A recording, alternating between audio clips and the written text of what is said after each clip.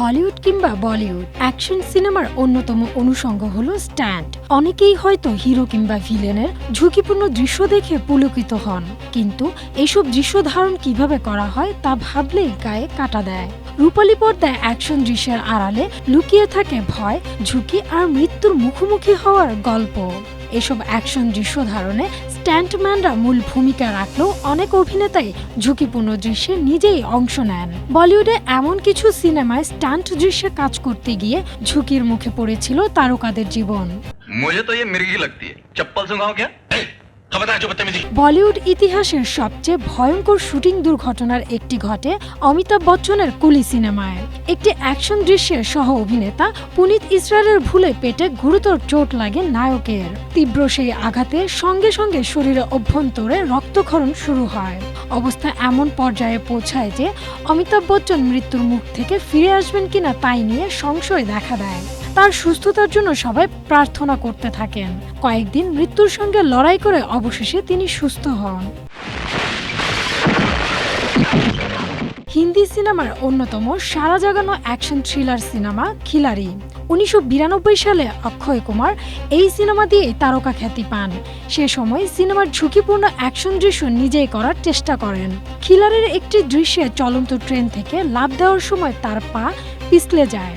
মুহূর্তেই থমকে যায় সবকিছু। কয়েক সেকেন্ডের ভুলে ট্রেনের নিচে পড়ার উপক্রম হয় তার। অল্পের জন্য রক্ষা পান অভিনেতা। রীতিমতো মৃত্যুর দুয়ার থেকে ফিরে আসেন অক্ষয় কুমার। क्या नाम बतलाऊं? अगर नाम लूंगा तो वो बदनाम हो जाएगी। শাহরুখ খানের জনপ্রিয় দুটি সিনেমা ডর ও কয়লাতে অ্যাকশন দৃশ্যের শুটিং এ পিঠে মারাত্মক আঘাত পান তিনি। প্রথমে ডরে চলন্ত ট্রেনের অ্যাকশন দৃশ্যে পা পিছলে পড়ে যান অভিনেতা। ওই সময় ঘাড় ও পিঠে আঘাত পাওয়ায় স্পাইন সমস্যা শুরু হয়। ফলে প্রথমবারের মতো তাকে যেতে হয় চিকিৎসকের ছুরির নিচে। পরে 1997 সালে কয়লা সিনেমায় নিজেই আগুনের মধ্যে ঝুঁকিপূর্ণ স্টান্ট করতে গিয়ে পড়ে গুরুতর আহত হন। এসব আঘাতে তাকে একাধিকবার সার্জারি করতে হয়।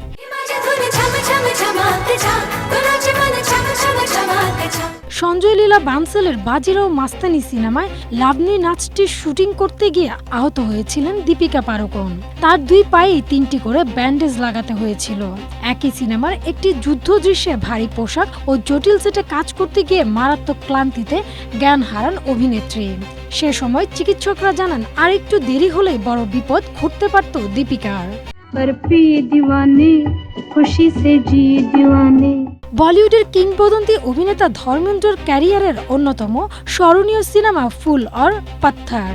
ওই সিনেমার একটি অ্যাকশন দৃশ্যে ঘোড়ার গাড়ি থেকে পড়ে গুরুতর আহত হন তিনি। এতে মাথায় গভীর চোট পান অভিনেতা।